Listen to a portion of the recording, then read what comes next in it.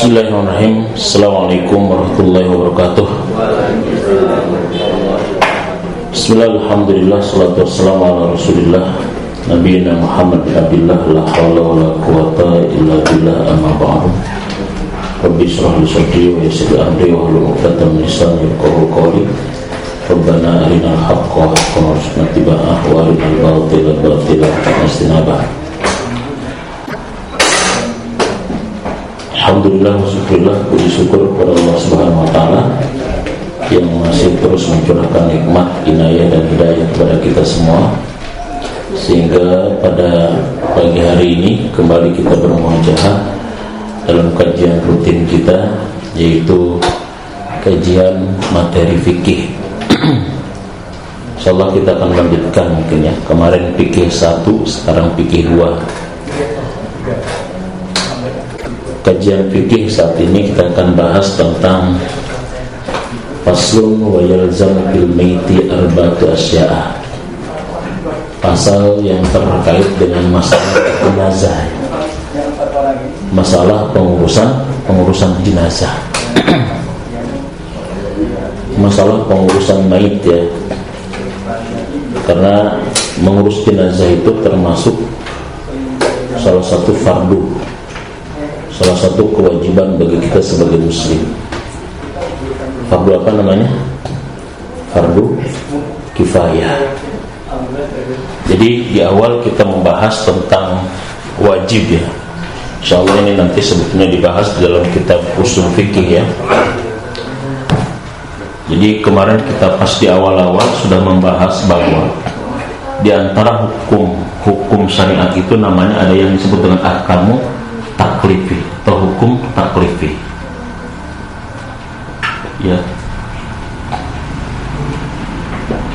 Hukum taklifi itu ada yang disebut dengan wajib, ada yang disebut dengan sunnah atau mandub, ada yang disebut dengan mubah, ada yang disebut dengan makruh, ada yang disebut dengan haram. Ini namanya hukum taklifi.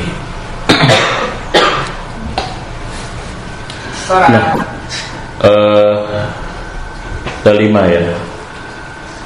Nah, wajib ini ternyata terbagi kepada beberapa hal. Bisa wajib dari sisi tuntutan pelaksanaannya, namanya ada aini, ada juga yang disebut dengan kifai, namanya kifayah. Fardu ain itu adalah kewajiban setiap individu, tuntutan setiap individu untuk mengerjakannya. Wajib sholat 5 waktu itu wajib apa? Aini, karena itu adalah wajib bagi setiap individu. Puasa adalah wajib apa? Aini, karena itu adalah kewajiban bagi setiap individu. Ada juga yang disebut dengan kifai atau kifayah, nama lainnya kifayah, kewajiban kolektif. Jadi kalau ada seseorang atau sekelompok kaum muslimin yang mengerjakan, yang melaksanakan itu, maka gugur muslim yang lainnya, maka gugur muslim yang lainnya. Tapi kalau tidak ada yang mengerjakan itu, maka berdosa seluruh muslim yang lainnya.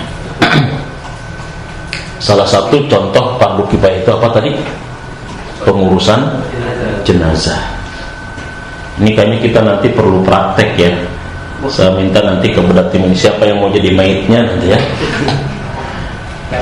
Ya, karena nanti itu adalah merupakan penghormatan, pengabdian ya, pengabdian, penghormatan, bakti nanti kita kepada orang tua kita. Kita harus terlibat di dalam ngurusin nanti orang tua kita yang meninggal. Kalau perlu nanti kita yang harusnya jadi imamnya gitu lah, ketika orang tua kita sudah tiada, sebagai bentuk bakti pengabdian kita.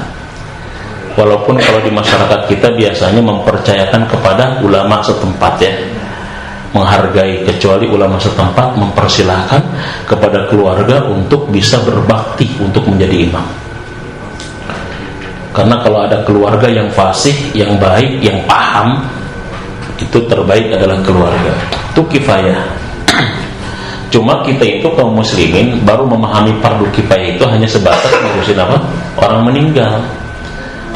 Padahal kefarduan kifayah itu adalah bukan hanya orang yang meninggal, ngurusin orang hidup pun fardu kifayah. Jadi fardu kifayah itu adalah kewajiban kolektif, kewajiban ada sekelompok orang untuk mengerjakan kewajiban tersebut. Jika itu sudah, maka yang lainnya gugur. Tapi jika tidak ada yang mengerjakan sama sekali, maka yang lainnya berdosa. Itu fardu kifayah. Ada berapa macam fardu ya?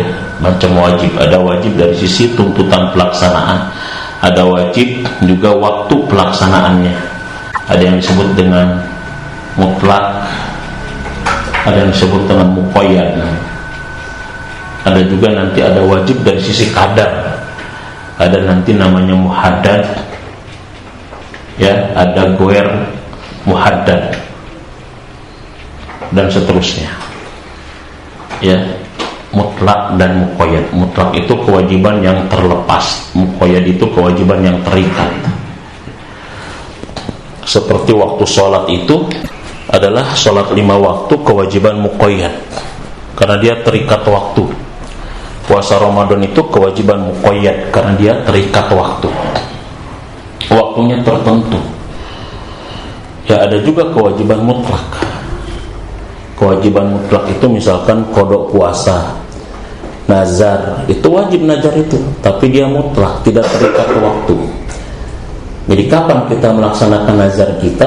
Ketika kita sudah terpenuhi apa yang menjadi nazar. Misalkan sekiranya saya mendapatkan proyek ini, misalkan goal, maka saya akan santunan kepada 50 fakir miskin dan janda muda, yang tua mah enggak gitu misalkan. Nah ini misalkan, kalau misalkan kapan dilaksanakannya? Ketika nazar kita itu, ketika maksud dan keinginan kita terpenuhi. Itu namanya kewajiban yang mutlak, tidak terikat waktu. Nah, ngurusin jenazah ini fardu kifayah. Dalam Islam itu fardu kifayah itu bukan ngurusin jenazah doang sebetulnya. Ya, mendalami ilmu-ilmu eksak keduniaan itu fardu kifayah. Makanya kata Imam Ghazali, ilmu itu ada 2, ilmu fardu ain dan ilmu fardu kifayah. Jadi kalian belajar fikih ini fardu kifayah, fardu ain kira-kira. Belajar fikih ini fardu ain, fardu kifayah. Fardu ain. Fardu ain. Kalau belajar matematik fardu kifayah, fardu ain. Fardu kifayah, fardu ain belajar matematik. Belajar bahasa Inggris fardu kifayah, fardu ain ya. Enggak tahu masuk fardu, enggak tahu sunnah itu. Nah, kita kadang-kadang yang fardu ainnya itu kurang diperhatikan. Makanya saya ingin di surau ini fardu ainnya kita senantiasa penuhi, fardu kifayah juga kita penuhi. Fardu ain itu kan ilmu terkait dengan akidah, ilmu terkait dengan ibadah, ilmu yang terkait dengan akhlak, ilmu yang terkait dengan Quran, itu fardu ain. Nah, umat Islam saat ini kadang-kadang dia hebat di fardu kifayahnya, tapi dia kadang-kadang kurang di fardu apanya? Fardu ain. Fardu kifayahnya dia udah doktor gitu, doktor ekonomi. Tapi fardu kifayahnya, fardu apa? Fardu ainnya dia baru TK kayaknya gitu loh. Cara sholat pun belum tahu gitu loh. Baca Quran pun belum fasih gitu. Padahal fardu kifayahnya sudah doktor. Nah, ini kan repot kayak begini. Karena yang ditanya pertama nanti terkait dengan fardu apa? Fardu ain. Nah, kajian fikih ini masuk ke dalam kategori ilmu fardu apa? Fardu ain. Kewajiban setiap individu harus kita laksanakan seperti kewajiban kita sholat. Nah, ini jadi ya, ini globalnya begitu. Nanti kita akan bahas lagi lebih detailnya ketika kita belajar usul fikih. Ya, salah satu daripada fardu kifayah ini, inilah yang kita bahas tentang pengurusan jenazah. Ya, pengurusan jenazah. Pengurusan jenazah ini sebetulnya ada beberapa ya. Kalau saya biasa ngajar itu sebetulnya ada semenjak orang itu sakit parah sampai ketika dia menghembuskan napas terakhirnya, yang disebut dengan sakaratul maut, yang perlu ditalkin. Itu talkin. Lakinu mautakum bila ilaha illallah. Talkin itu artinya ajari orang yang mau mati di antara kalian kalimat la ilaha illallah. Ini menunjukkan bahwa mencari ilmu itu bagi kita itu sebagai muslim wajib dari semenjak kita lahir ayunan sampai ke liang lahat. Tapi pelajaran terakhir itu ketika mau meninggal adalah hanya kalimat apa? La ilaha illallah. Enggak ada lagi pelajaran yang lain. Nah ini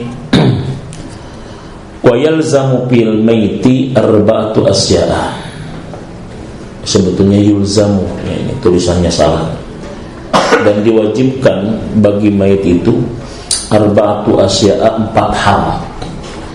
Jadi ada 4 perkara yang menjadi kewajiban kita sebagai muslim kepada mayit atau hak mayit dari kita yang hidup.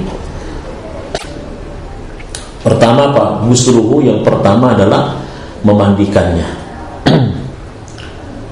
Memandikan mayit. Wa takfinuhu, yang kedua mengkafaninya. Wa sholatu alaihi, dan yang ketiga mensolatkan mayit. Wa dafnuhu, dan yang keempat menguburkan mayit. Ini kewajiban kita kepada siapa? Mayit. Jadi hak mayit itu ada berapa? 4.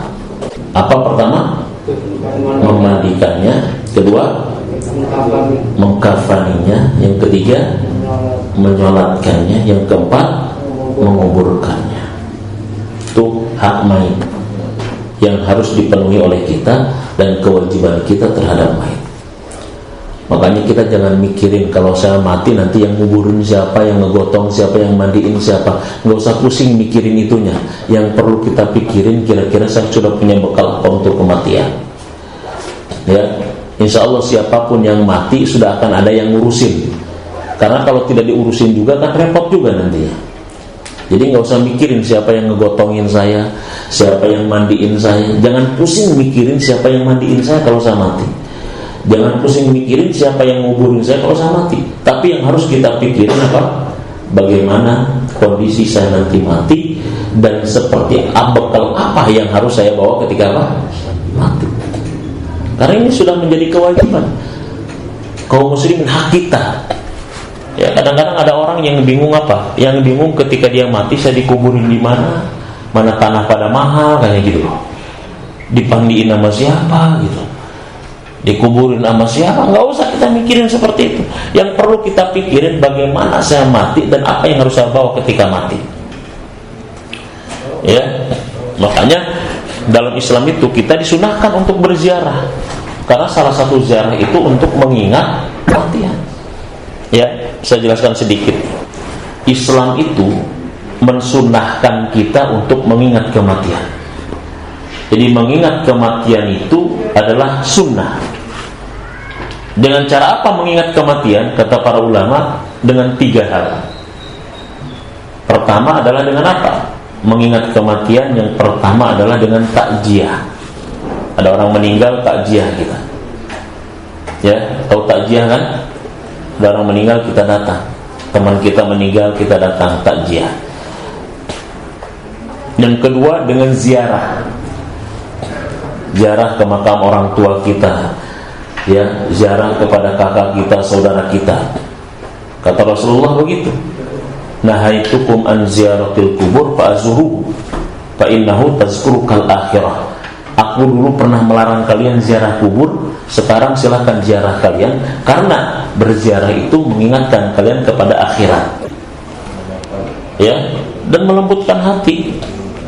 Dan yang ketiga, mengingat kematian dengan cara selalu menengok orang yang sakit. Ya, jadi 3 hal cara mengingat kematian kita. Yang pertama dengan cara apa? Takziah. Yang kedua ziarah. Yang ketiga menengok orang yang sakit. Karena orang yang sakit berada di 2 posisi. Apakah posisi dia sehat atau posisi dia meninggal.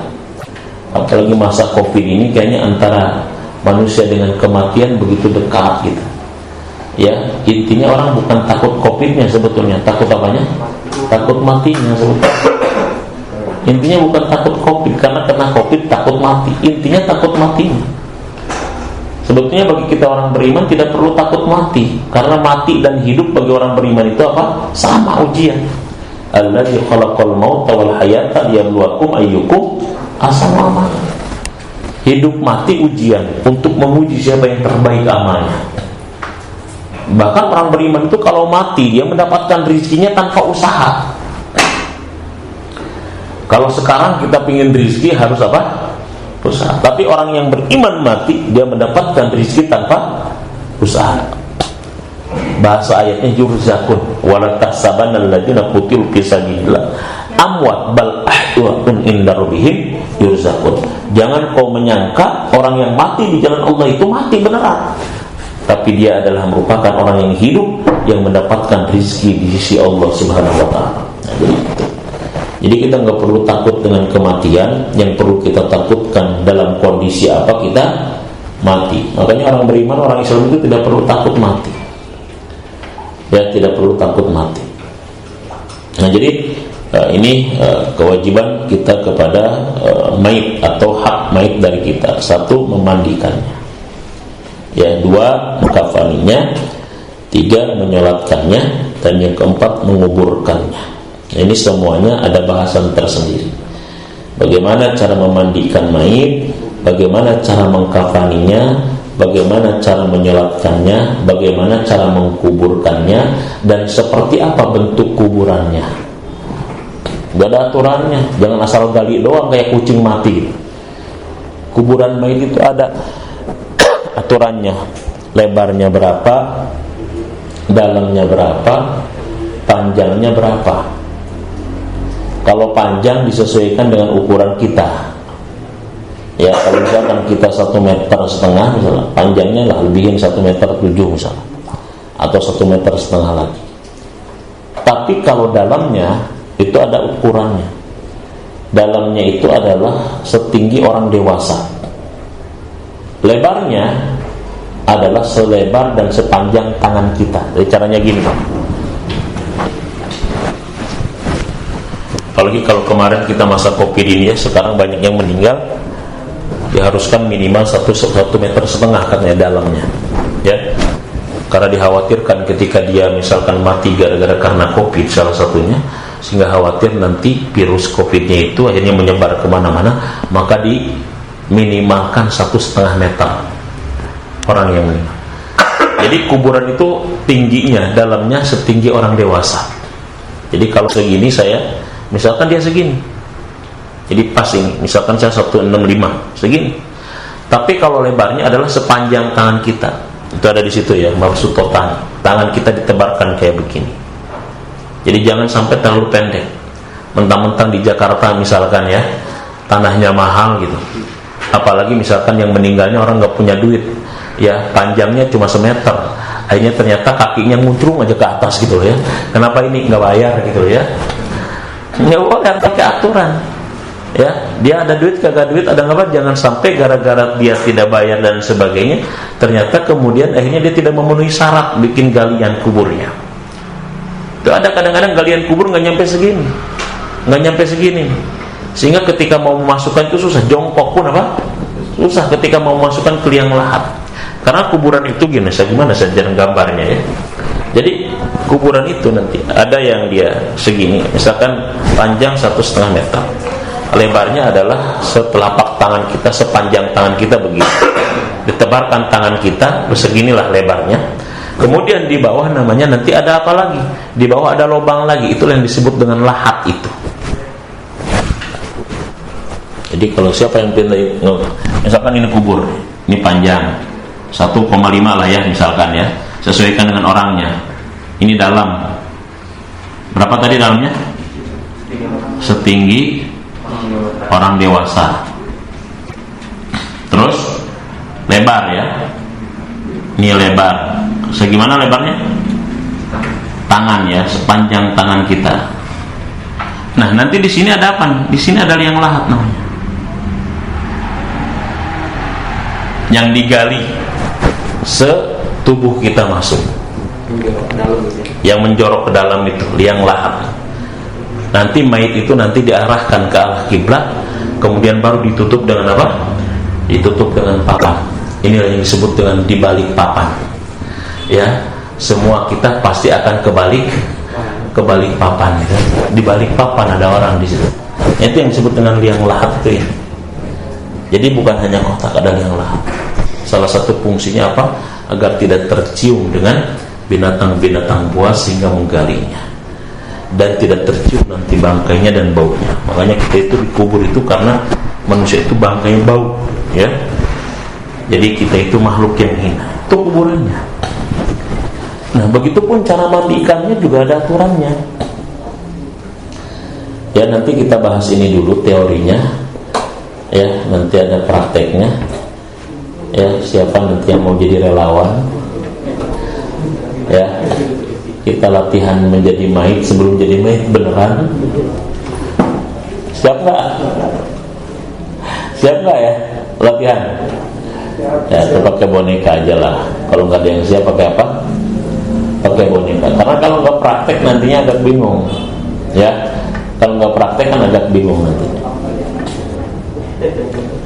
Jadi biar kalian itu agamanya bagus di sini, eksaknya juga, umumnya juga bagus, keren ya.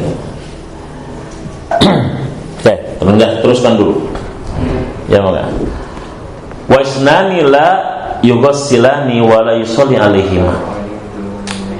Ada dua yang tidak perlu dimandikan mayit itu, dan tidak perlu juga disolatkan. Ya, semuanya pada prinsipnya dimandikan dan disolatkan. Tapi ada dua mayit yang tidak perlu dimandikan dan tidak perlu diapakan? Disolatkan. Siapa mereka? Asy-syahidu fi ma'rakatil musyrikin. Pertama, orang yang syahid ya ketika berperang dengan orang-orang kafir, orang-orang musyrik. Satu, itu nggak perlu dimandikan, nggak perlu disolatkan. Orang terbunuh di medan perang. Itu saking hebatnya pahala syahid. Mati itu sakit. Mati itu sakit sekali.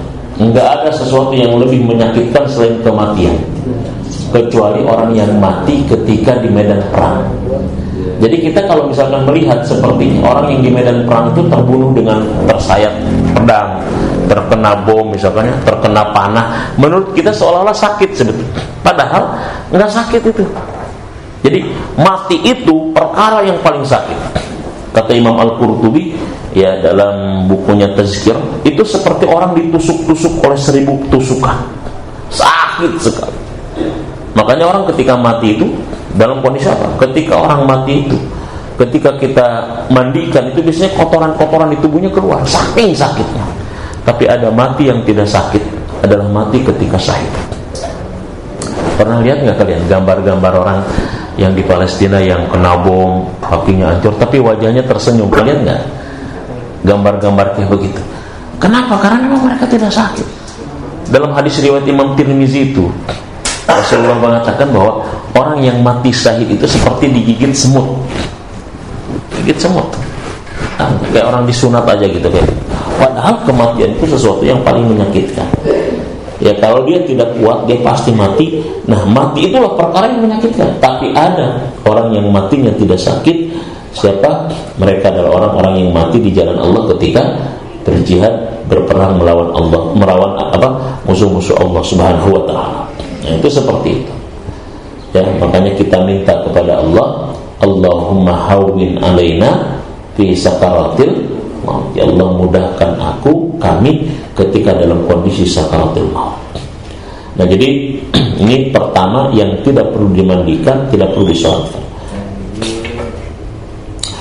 Wasitu alladzi lam yastahilla sharihan.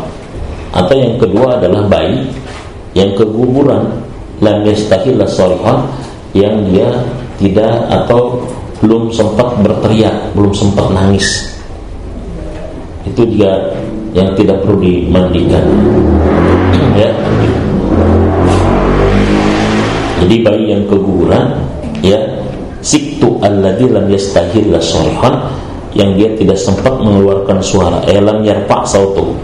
Jadi suaranya belum ada, tangisannya belum ada, gugur dia, mati, ya lahir langsung mati, nggak ada teriakannya. Ini juga nggak perlu dimandiin, nggak perlu juga disolat. Ya, kecuali bayi udah lahir dulu, udah nangis dulu, itu perlu silakan dimandikan dan sholatkan. Nah, jadi itu dua kelompok manusia dari kalangan orang beriman ya yang tidak perlu dimandikan. Terus gimana Ustaz kalau misalkan ada orang matinya, misalkan nanti ada orang mati misalkan terkena longsor,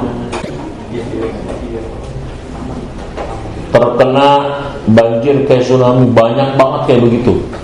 Gimana kita mandiinnya gitu? Gimana kita nyolatinya? Banyak banget yang matinya gitu. Betul nggak?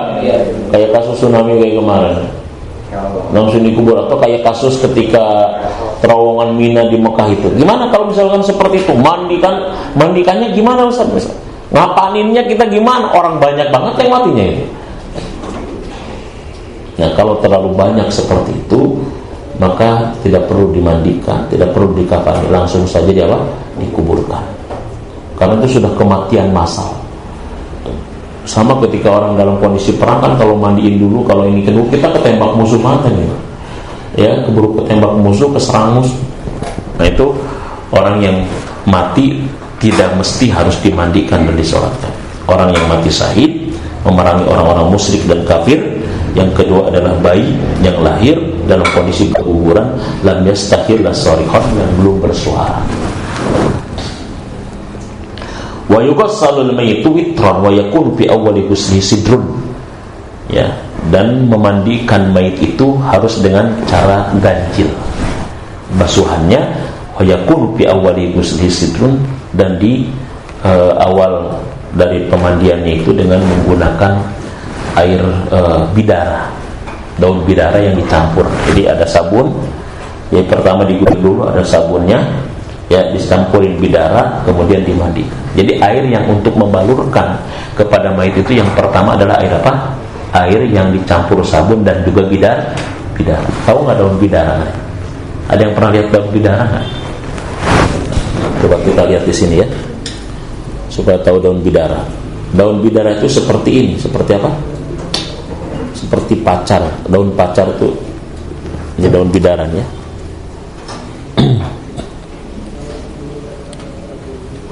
Daun bidara itu termasuk daun yang ini ya, untuk mengusir jin sebetulnya.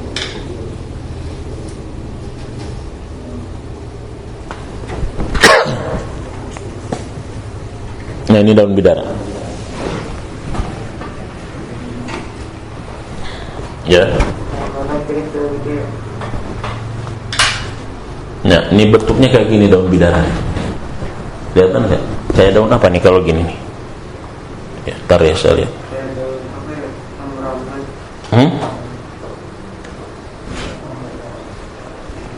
Ini kalau begini kayak daun apa nih modelnya? Ini kayak daun apa nih? Hah? Sirih ya kalau gini ya. Nah, ini daun bidara. Ini termasuk daun ya yang sekarang sedang diproduksi untuk jadi sabun. Jadi kalau kita ruqyah itu juga bisa pakai daun bidara. Ya, bahkan perempuan yang kadang-kadang sering suka kesurupan itu mandinya pakai daun bidara aja tuh. Ya, nanti jinnya pada kabur gitu duluan. Ini daun bidara. Ada nggak yang pernah mandi pakai daun bidara? Jadi bukan hanya orang meninggal sebetulnya. Termasuk kita mengusir jin itu juga bisa dengan menggunakan daun bidara. Sekarang agak mahal itu dijual daun bidara. Ya. Coba saya lihat, agak mahal itu. Sampai ini juga apa namanya? Bibitnya tuh daun bidara ya. Jadi kalau kita nanamin sesuatu, tanamin aja daun bidara juga. Itu dengan daun bidara. Terus wa fi akhirih sayun min kafur, dan di akhirnya adalah sedikit dicampur dengan kafur. Ya, pakai kafur. Ini teori aja dulu saya ya, sambil membayang-bayang dulu cara mandiinnya ya, teman-teman ya semuanya. Jadi intinya adalah satu, memandikan mayit itu caranya adalah pertama, tentu kita dengan cara yang niat dulu. Niat kita memandikan mayit. Boleh dilafazkan, boleh dalam hati. Nawaitul ghusla lihadil mayit, misalnya, niat aku memandikan mayit ini fardu kifayah lillahi ta'ala. Aku niat memandikan mayit fardu kifayah karena Allah Ta'ala. Ya. Kemudian yang kedua adalah sebelum kita memandikan mayit itu adalah harus ditutupi dengan kain panjang. Jadi jangan sampai terbuka, terutama pas auratnya, aurat intinya, tutupi dengan kain. Ya, jadi jangan sampai ternyata air itu dibuka semuanya, ditutupin agar auratnya tertutup. Inilah Islam. Orang yang sudah mati pun harus tetap dijaga kehormatannya, apalagi ketika hidup. Ya, itu dalam Islam begitu. Baru setelah ditutupi dengan kain sehingga tidak ada maka diguyurkan. Ya, diguyurkan air. Dengan cara apa? Diguyurkan itu bisa melalui kain yang ditutupkan itu sehingga tidak langsung kena tubuhnya. Atau bisa juga dengan diguyurkan itu dengan cara kita tampung oleh tangan kita sehingga air itu tidak jatuh langsung, karena khawatir menyakiti mayitnya. Pelan-pelan digosok giginya, ditekan. Tekan itu kayak begini. Jadi jangan terlalu ditekan kencang ya. Jadi begini tekannya. Misalkan ini mayit, ya. Karena dia kadang-kadang suka banyak kotoran ini mayit. Jadi cara menekan itu bukan dia ditekan begini, tapi dengan cara dia diangkat, tekan di perutnya. Kita kayak gini nih. Nah, ini nekannya kayak begini. Bukan ditekan, ya itu bahaya, nanti menyakiti mayitnya. Tekan dia. Karena nanti biasanya keluar kotoran-kotoran. Apa? Dibikin apa? Nah, gitu. Jadi kayak orang sakit itu mau dibangunkan, set gitu. Pelan-pelan saja, nggak perlu ditekan terlalu kencang. Nah, biasanya kotoran-kotoran itu keluar. Ya, kenapa kotoran itu keluar? Bahkan sebetulnya sebelum seperti itu, mayat itu kenapa di setiap lubangnya itu harus dipakein kapas, ya, bahkan pakai katembat kita sebut. Karena ketika dia mau meninggal, nahan sakit yang begitu dahsyat sampai kotoran keluar dari tubuhnya. Nahan saking sakit. Kayak orang nahan sakit dia sampai keluar apa? Air kencing misalkan, karena sakitnya. Sehingga itu dibersihkan. Ya, jadi begitu. Nah, setelah bersih, ya pelan-pelan, ya, dan diawali dengan sebelah kanan dulu, baru sebelah kiri. Kemudian setelah bersih, ya, dan setelah ganjil ditutup dengan air yang dicampur dengan kafur sedikit. Kemudian baru diwudukan oleh kita. Usahakan yang memandikan pakai sarung tangan. Yang kedua yang memandikan itu satu orang muslim, dua orang yang terpercaya, gitu ya, orang yang bisa menjaga aib. Makanya yang memandikan mayit itu nggak boleh cerita tentang aib baitnya kepada yang lain. Dia harus bisa dijaga tentang kepercayaan. Nggak boleh kita cerita-cerita. Ya, kalaupun untuk menjadi ibroh, tapi tidak disebutkan tentang namanya. Ya, untuk menjadi ibroh saja. Itu cara memandikannya, ya. Mudah-mudahan nanti kita bisa praktek cari bonekanya, ya, terus nanti kita mandikannya, ya, terus kita kafaninya. Wa yukaffinu fi salasatin aswab bidin laisa fiha qamisun wala imamatun. Dan dikafani mayit itu dengan 3 lembar kain. 3 lembar kainnya. Karena kain di kita itu paling kain di kita itu paling panjang berapa? Paling lebar berapa meter lebarnya kain kita kalau lebarnya? Kalau panjangnya kan kalau satu roll itu kan panjang. Tapi kalau lebarnya berapa kira-kira? Hah? Paling 1 meter. Kain kita itu lebarnya 1 meter paling lebar. Sedangkan kalau 1 meter itu emang nggak bisa menutupi. Intinya kan menutupi. Makanya di sini sunnahnya 3 lembar. Kalau 3 lembar itu segini. Rata-rata kainnya itu bisa 12 meter nantinya ya, panjang. Itu dipati 3. Bisa 3 meter dia. Ini 3 lembar misalkan. 1, 2, 3, ya. Jadi artinya kainnya itu apa namanya? Sehingga jadi lebar gitu. Terus ini, ya. Nah, ini misalkan kain ini kain 1 tengah nih. Nah, ini kain kedua.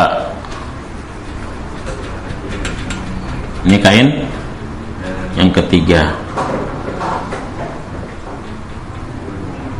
Nah, jadi lebar seperti itu, sehingga bisa ketutupin semua mayat. Boleh nggak kalau misalkan satu kain tidak tiga? Silahkan kalau misalkan lebarnya bisa menutupi seluruh tubuh apa? Tubuh mayat. Caranya begini: 3 kain. Sunahkan pakai putih, bukan pakai gamis, juga bukan pakai sorban. Ya, tidak juga pakai hitam. Ya, disunahkannya pakai yang putih. Itu namanya kain kapan. Kain kapan ini adalah kain pakaian terakhir kita, nggak punya model, nggak punya kantong. Ya, itu kain kapan. Namanya kain kapan. Kapan-kapan bisa kita gunakan kapan saja. Ya, itu kain kapan. Wa yukaffin fi thalathatin aswabidin laysa fiha qamisun wala imamah. Oke ya. Terus nanti ada ininya. Apa namanya, di samping kainnya itu nanti ada talinya. Talinya dari kain sini. Nanti ada juga apa namanya, dalamannya gitu. Ada dalamannya. Terus ada juga nanti buat apa namanya, buat bajunya. Apalagi perempuan ditambah buat kerudungnya. Jadi ada kainnya untuk membungkusnya 3, buat dalamannya adalah 1, buat bajunya 1, buat kerudungnya 1. Berarti kalau perempuan ada 5 yang disiapkan. Ya, laki-laki ada 4, tidak perlu pakai kerudung. Wa yukabbiru alaihi 4 takbiratin, dan menyolatkan mayit itu dengan 4 takbir. Ya, bukan 4 rakaat ya, 4 apa? 4 takbir. Yaqra'ul Fatihah ba'dal ula, takbir pertama membaca Al-Fatihah. Wa yusalli 'alan nabi ba'da saniyah, selawat kepada nabi pada takbir yang kedua. Wa yad'u lil mayit ba'da salisah, mendoakan mayit pada takbir yang ketiga. Allahumma inna hada abduka wa ibnu abdika kharaja min rauhid dunya wa sa'atiha wa mahbubuhu wa ahibbahu fiha illa zulmatul qabri wa ma walaki kana yashhadu an la ilaha illa anta wahdaka la syarikalah wa anna muhammadan abduka wa rasul wa anta alamu bihi minna Allahu minhu nazzala bika wa anta khairu manzulin bihi, dan seterusnya. Ini doanya. Atau bisa juga dengan Allahumma ighfir lahu warhamhu wa'afihi wa'fu anhu wa akrim nuzulahu, dan seterusnya. Dan yang keempat, ya, di takbir yang keempat mengucapkan apa? Allahumma la tahrimna ajrahu wa la taftinna ba'da waghfir lana walahu, dan kemudian adalah salam. Nah, itu cara kita mengurusin mayit. Baru nanti dimasukkan ke dalam liang lahat, dihadapkan ke arah kiblat, dan ketika kita meletakkan mayit itu ke dalam liang lahat, kita mengucapkan bacaan Bismillahi wa ala millati Rasulillah. Gini.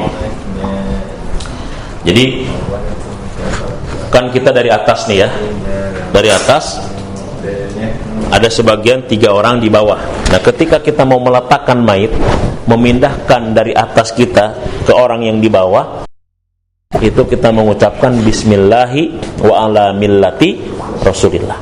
Ketika yang di bawah mau meletakkan ke liang lahatnya, dimasukkan ke liang lahat, kemudian dihadapkan ke kiblat, dia mengucapkan Bismillahi wa ala millati Rasulillah. Ini bacaannya apa? Bismillahi wa ala millati Rasulillah. Ini bacaan ketika meletakkan dari atas ke bawah dan masukkan ke liang lahat. Bismillahi wa ala millati Rasulillah. Jadi begitu. Bismillahi wa ala millati Rasulillah. Jadi dari atas ke bawah. Tolong yang bawah ini diambil. Bismillahi wa ala millati Rasulillah. Yang dari bawah masukin ke liang lahat. Bismillahi wa ala millati Rasulillah. Jadi itu bacaan. Ini tentang jenazah ya.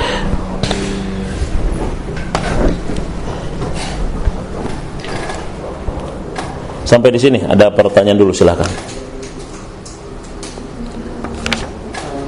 Silakan, ada pertanyaan dulu.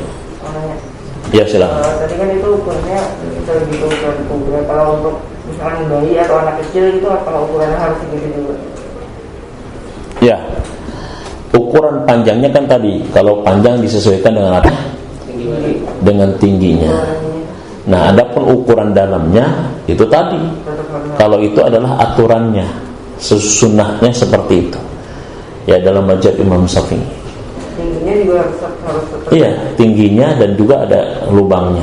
Tapi kalau panjang disesuaikan dengan tinggi kita. Kalau panjang itu makanya kata saya kan, misalkan panjangnya 1,5 meter, karena kita 1,5 meter. Tapi kalau tinggi dan juga lebar, bahasa fikihnya itu begitu.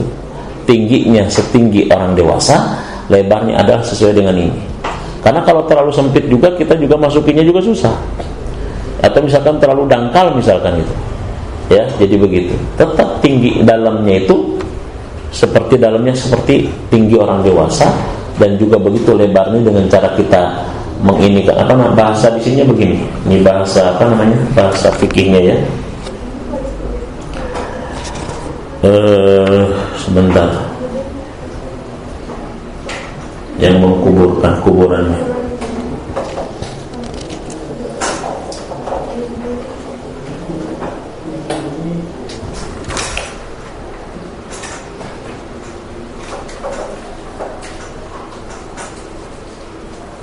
Mana nih istilah bahasa sini, bahasa fikihnya itu tentang aturan kuburannya.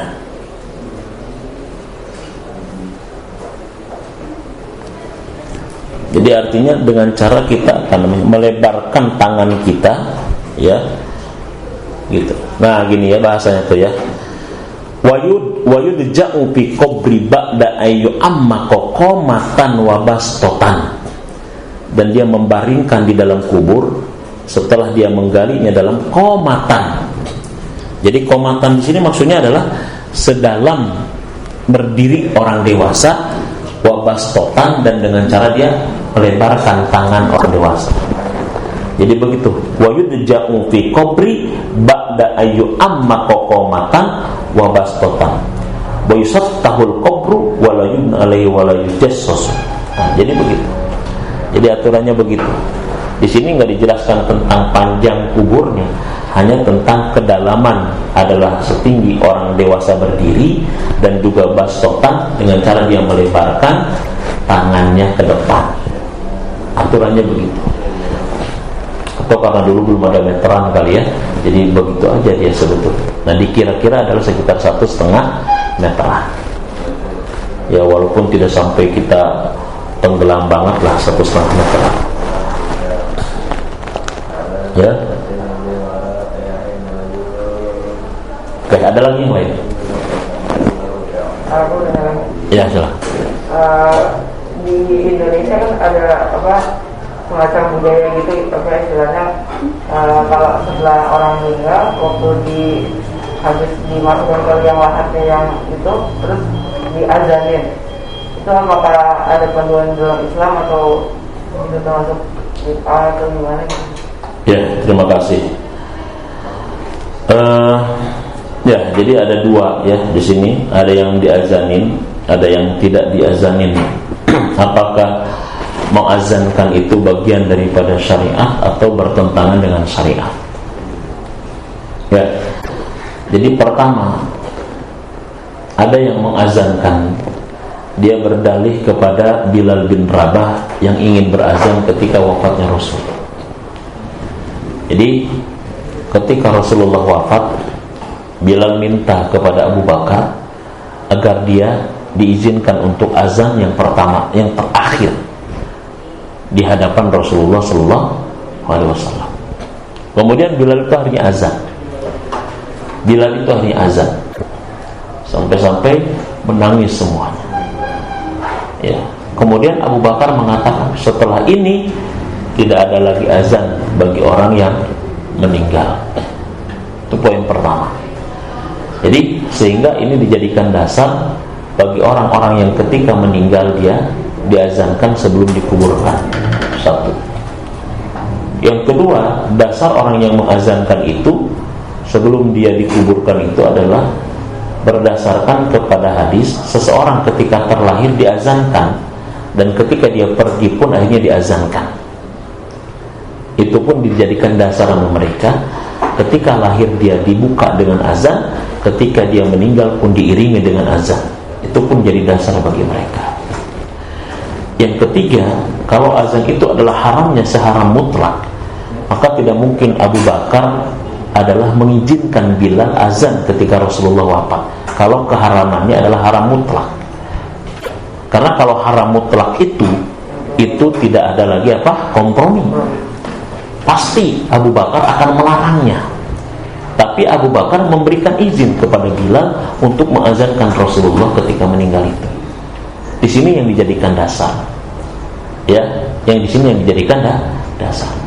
Nah, adapun yang orang yang tidak mengazankan orang ketika sebelum dikuburkan, dia mengatakan Rasulullah tidak pernah mengazankan ketika ada sahabatnya yang meninggal ketika dikuburkan. Nah, jadi ini adalah merupakan perbuatan sahabat.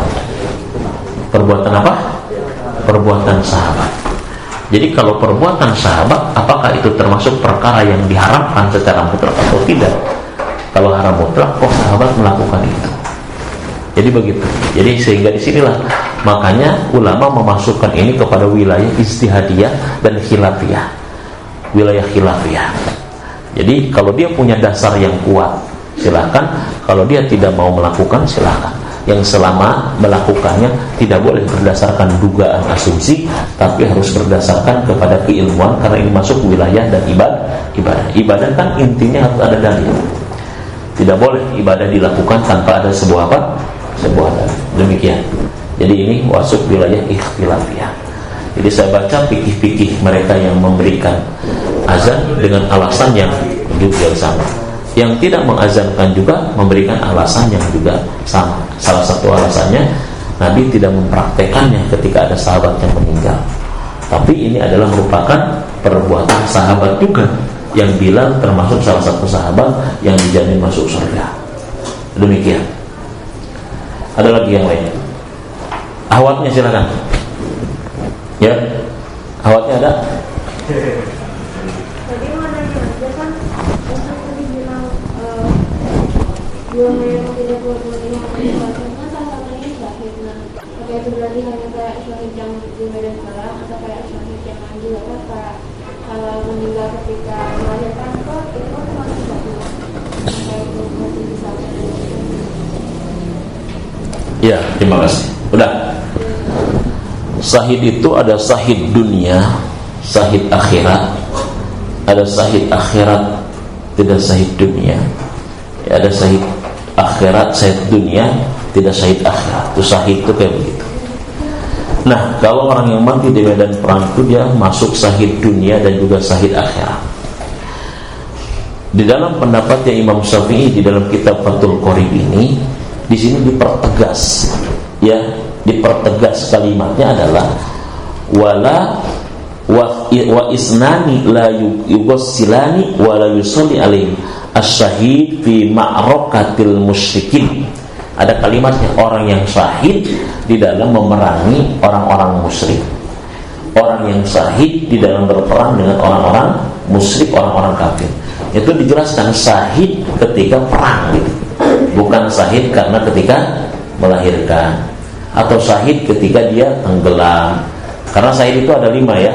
Syahid karena tenggelam, syahid tertimpa dengan gedung-gedung reruntuhan, ada syahid yang juga disebabkan karena penyakit taun, ada syahid juga disebabkan karena sakit perut. Itu sakit perut itu kalau sampai ke bawah mati syahid itu. Ya, tapi tetap ini harus dimandikan, harus disolatkan. Ya, jadi yang tidak dimandikan, tidak disolatkan adalah syahidnya yang di medan apa? Medan perang, ketika berperang dengan orang-orang musyrik, dengan orang-orang kafir dalam kondisi perang pada saat itu. Itu syahidnya begitu. Ya, kalau yang lain syahidnya itu perlu dimandikan, disolatkan seperti halnya biasanya. Saya rasa cukup ya, karena waktunya sampai jam 8.45 ya. Mudah-mudahan nanti kapan kita waktunya bisa khusus praktek mengurusin jenazah, dari memandikan, mengkafani, sampai kita nanti memasukkannya ke dalam kubur. Insya Allah. Itu barangkali fikih kita dalam kesempatan ini. Mudah-mudahan ada manfaatnya bagi kita semua. Yang benar dari Allah, yang salah semata-mata kebodohan saya sendiri. Mari kita tutup dengan hamdalah dan kafaratul majlis. Alhamdulillahirabbil alamin. Subhanakallahumma rabbana wa bihamdika la ilaha illa anta astaghfiruka wa atubu ilaik. Assalamualaikum warahmatullahi wabarakatuh.